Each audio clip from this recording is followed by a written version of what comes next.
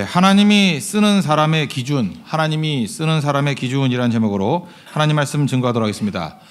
사도 바울이 13편의 서신을 썼습니다. 그 중에서 3편, 디모데전서, 디모데후서, 디도서를 목회 서신이라고 합니다. 이유는 뭐냐? 디모데와 디도가 믿음의 아들, 또 믿음의 제자거든요. 그에게 목회에 도움을 주고자 쓴 내용들입니다.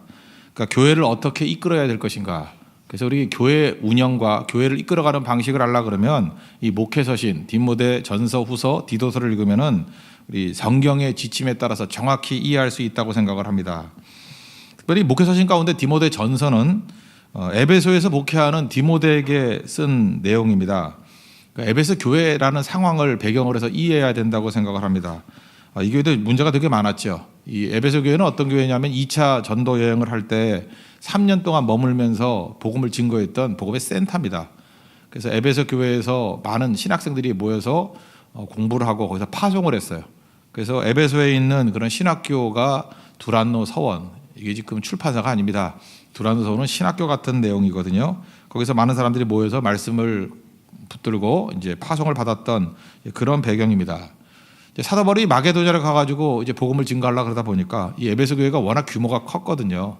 그래서 믿음의 아들인 디모데에게 맡기고 가는데 이제 걱정이 되는 거예요.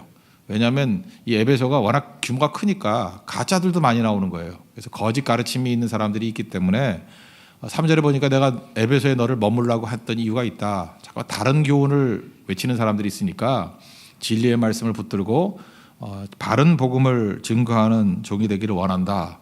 이게 1장의 내용입니다. 그래서 이 디모데 전서에서 강조하는 여러 가지 내용들이 있는데 첫째, 목회를 잘하기 위해서 필요한 건 뭐냐? 1장에서는 바른 복음을 증거해야 된다. 바른 말씀을 증거해야 된다. 이것을 강조하고 있다는 것입니다. 1장은 그렇게 맥락을 파악하십시오. 또 내일 볼 건데 2장에서는 기도가 중요하다. 그것을 또 강조하고 있다는 것입니다. 그 다음에 3장에 가면은 그 다음에 3장 가서 하겠어요. 첫째, 우리가 이걸 어떻게 접근해야 될 것이냐? 오늘 키워드는 충성과 말씀과 은혜, 이 세 단어를 중심으로 살피겠습니다. 첫 번째, 하나님이 쓰시는 사람의 기준이 뭐냐? 충성이에요.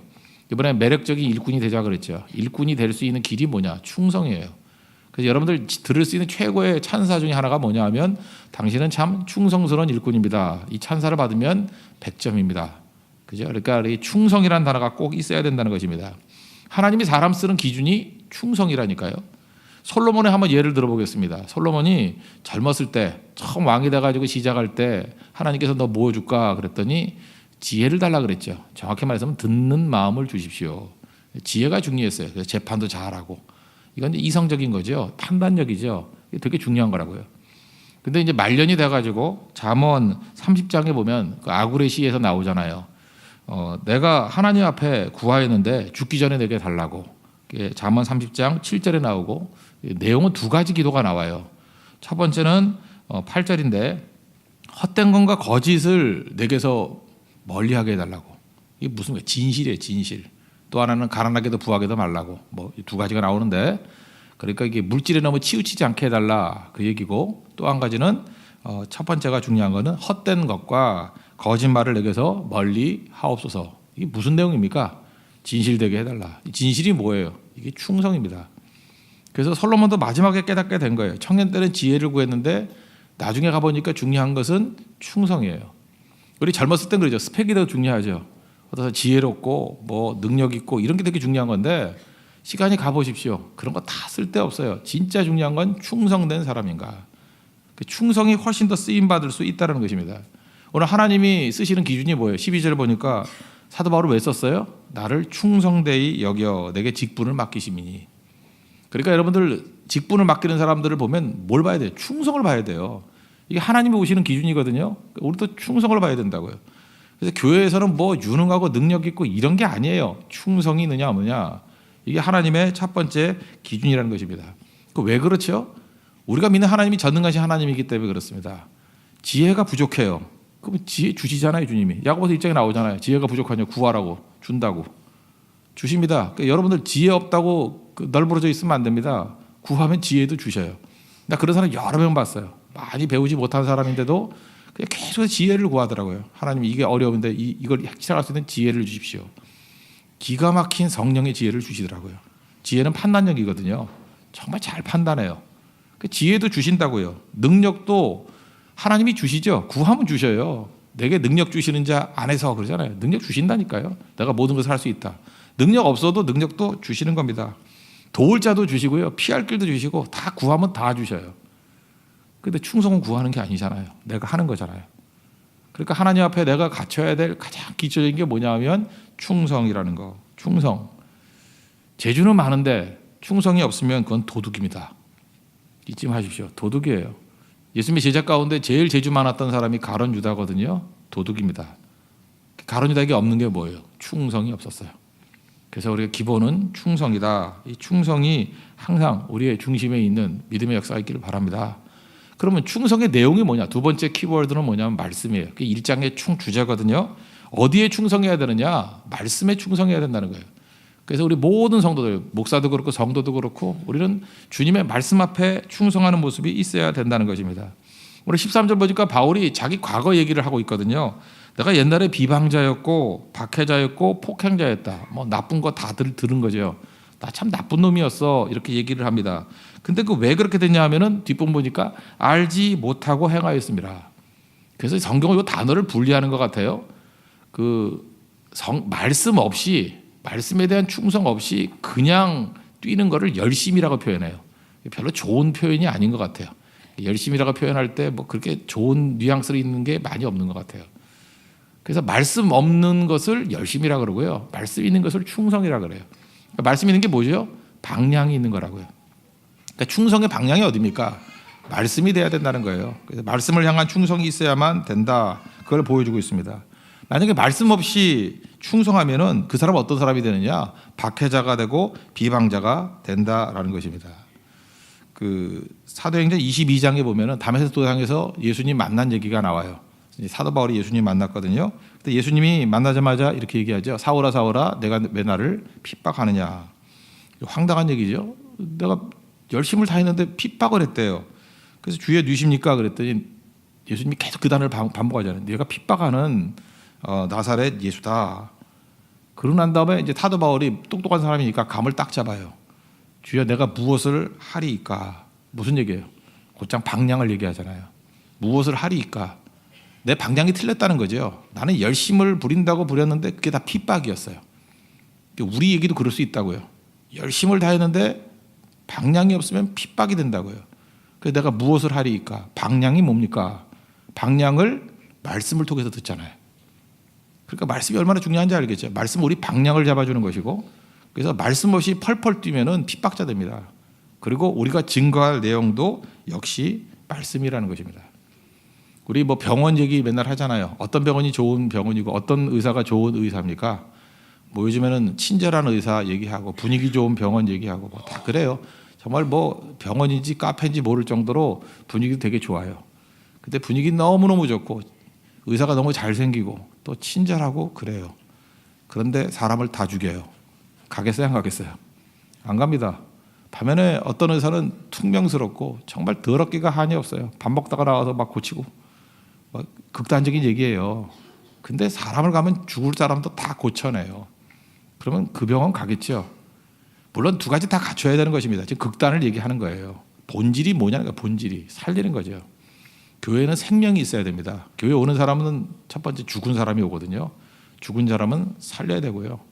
또 잠자는 사람이 오거든요. 잠자는 사람은 깨워야 되고요. 병든 사람이 옵니다. 병든 사람이 오면 고쳐내는 거예요.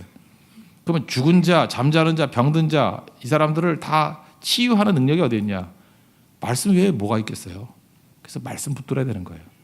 그래서 디모데한테 증거하는 얘기가 이겁니다. 야, 딴 거 붙들지 말고 교회의 가장 강력한 무기가 말씀이니까 말씀으로 죽은 자를 살리는 거야. 말씀으로 병든 자를 고치는 거야. 여기 지금 병든 자들이 있죠. 말씀이 고치는 거야. 말씀이. 그러니까 병든 사람에게 고침받는 것보다 중요한 거 있어요. 근데 말씀 외에는 고침이 없다니까요. 자고 있는 사람을 깨우는 것들 말씀 외에는 깨울 수 있는 길이 없다니까요. 죽은 자 우리 죽었잖아요. 근데 살릴 수 있는 길이 말씀밖에 없다니까요. 말씀에 충성하라는 거예요. 그러면 일어날 수 있다라는 것입니다. 이건 비단 디모데뿐만 아니라 우리에게 주시는 말씀이라고 생각하고 끝까지 붙들 수 있는 우리 하나님의 거룩한 종 되길 바랍니다. 여기 보니까 이제 다른 교훈하고 이제 바른 교훈하고 대비를 하고 있는데 특별히 4절, 5절에 보면은 간단히 그 시금석이 될 만한 게 나와요. 4절에 보면요, 신하와 끝없는 족보에 몰두하지 말고 뭐 이런 거 다 헛된 거다. 그리고 이런 건 변론을 내는 거다 이러죠. 그러니까 진짜 바른 말씀의 특징은 뭐냐면 믿음이 생기게 만들어요. 변론이 아니라 믿음. 지금도 보면요, 가짜들이 와가지고 자꾸 교회를 논쟁하게 만들어요. 변론하게 만들어요. 뭐가 옳으니 그르니 토론하게 만들고. 그래서 믿음 안 생겨요. 그죠? 어떤 말씀을 들으면 믿음이 생기는 게 진짜예요. 또 하나 사랑이거든요. 사랑이라고 말하는 게 5절이죠. 5절에 보니까 이 교훈의 목적은 청결한 마음과 선한 양심과 거짓이 없는 믿음에서 나오는 사랑이거늘. 그죠? 이 사랑이 생기는 거야. 그러니까 말씀을 제대로 증거하면 속에서 사랑이 터져 나와요. 그래서 교회는 믿음이 있어야 되고 사랑이 있어야 돼요. 사랑은 역사하거든요. 사랑 일하거든요. 사랑으로 역사하는 믿음이 있는 그게 진짜 복음이에요. 그러니까 이 복음 말씀 안에 헌신할 수 있는 우리 하나님의 거룩한 백성 되기를 바랍니다. 그래서 세 번째 이걸 유지하는 거죠. 이제 말씀에 충성해야 된다. 충성이 있어야 되고 충성의 내용 방향은 말씀이다. 근데 이것이 계속 유지가 돼야 될 거 아니에요. 한 번이 아니라 끝까지 유지가 되는 거. 오늘도 특세 첫 번째 날 나오잖아요. 근데 내일도 나오고 모레도 나오고 평생 여러분이 기도의 사람이 되고 말씀의 사람이 될 수 있는 길이 어디에 있느냐? 그게 세 번째 키워드인데 은혜라는 거예요. 은혜. 은혜를 받아야 지속성이 있다는 것입니다. 14절 보십시오. 우리 주의 은혜가 그리스도 예수 안에 있는 믿음과 사랑과 함께 넘치도록 풍성하도다. 바른 말씀이 뭘 준다고요? 믿음과 사랑을 준다 그랬죠. 이 믿음과 사랑과 함께 넘치도록 풍성하도다. 근데 이것이 유지하는 방법이 뭐냐 하면은 우리 주의 은혜예요. 그래서 은혜 받으면은 계속해서 유지가 된다는 것입니다. 그래서 사람들 딱 보면은 이제 이게 목회서실에 되게 중요한 시각인데 어떤 사람이 되게 잘해요. 잘하는데 그 사람이 노력으로 잘해요. 자기 자신의 공로감으로 잘해요. 이게 오래 못 가요. 그래서 처음에 그럴 수 있죠. 뭐 노력이나 공로로 이렇게 열심히 뛸 수 있잖아요. 오늘도 뭐 여러분 노력과 공로로 첫 달을 오지요, 되게. 그렇지 않습니까? 근데 이게 유지가 되려고 그러면 반드시 은혜가 필요해요. 결혼해서도 신혼 때 사이 안 좋은 사람 누가 있어요? 신혼 뭐 한 달, 두 달 다 좋죠. 근데 끝까지 가려고 그러면 은혜가 임해야 돼요. 작심삼일 이게 안 되기 위해서 필요한 게 뭐냐면 은혜라고요. 그래서 말씀 붙들고 충성하기 위해서는 반드시 유지할 수 있는 동력이 필요해요. 에너지가 필요한 거예요. 파워가 필요한데 은혜라는 힘이 필요하다. 그래서 세상 사람들은 율법은 노력과 공로의 힘 가지고 하려고 그래요. 오래 못 가 이건. 성냥불에 탁 끄면 꺼져버려요. 근데 성령께서 공급하시는 기름으로 유지가 계속 될 수 있는 게 바로 뭐냐면 은혜. 은혜에 붙들어야 된다는 것입니다.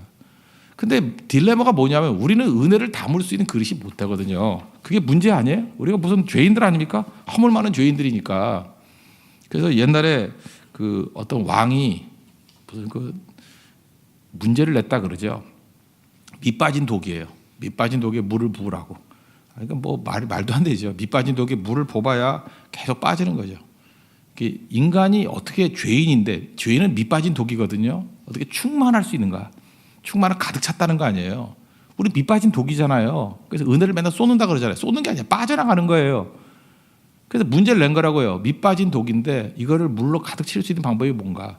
뭐 중간 다 생략해버리고 어떤 사람이 그것을 물속에 집어넣었대요. 밑 빠진 독을 물속에 집어넣었대요. 그러니까 물속에 잠겨 있으면 밑 빠진 독이라 할지라도 그 항아리 안에 물이 가득할 수 있는 거죠. 그 사람이 결국은 낙점되더라. 왕한테 인정받았더라. 그거라고. 우리도 마찬가지로 우리 다 깨진 존재거든요. 우리 밑 빠진 독입니다. 그래서 갖다 붓는다고 되는 게 아니고 우리가 살 수 있는 길은 잠기는 거예요. 그걸 성경에서 뭐라고 하냐면 그리스도 안에 이런 거라고요. 그리스도 안에 잠기지 않는 한 절대 안 돼요. 독자 저거 내가 빠져서 뭐 찔끔찔끔 주세요. 받아가지고 하는 게 아니에요. 그럼 다 빠져버려요. 받아가지고 하는 건 다 빠져버린다고요. 은혜 안에 잠기는 거예요. 이게 그리스도 안에. 그죠? 내게 능력 주신 자 안에 잠겼다는 뜻이에요. 이 잠겼다는 뜻을 또 다른 말로 하면 충만이라고 표현하는 거예요. 성령 충만, 은혜 충만. 충만은 잠겨 있다라는 거예요. 그래서 우리가 주님 안에 이 잠겨 있지 아니하면 아무것도 할 수 없다라는 거 잊지 마십시오. 그래서 여러분들이 계속해서 하나님의 능력 가운데 살 수 있는 건 뭐냐면 은혜 안에 잠기는 거예요. 우리 한국식 표현하면 절여지는 거예요. 그냥 은혜 안에 절여지는 거. 그래서 내가 사는 게 아니에요. 잘 보세요. 내가 물 안에 살잖아요. 물 안에 살면 이제는 내가 사는 게 아니죠. 내 안에서 물이 사는 거죠. 그리스도가 사는 것이라. 이게 갈라디아 2장 20절의 표현이에요. 잠겨 산다는 뜻이에요. 잠겨 산다는 뜻. 그래서 예수 안에 살아간다는 거예요. 그럼 끝까지 유지할 수 있고 승리할 수 있다라는 것입니다. 그래서 교회는 은혜가 있어야 돼요. 은혜가 있으면요 지시지 아니하고 은혜가 있으면 일이 됩니다. 일이 되고 결국은 최종적인 승리를 하게 된다라는 거예요.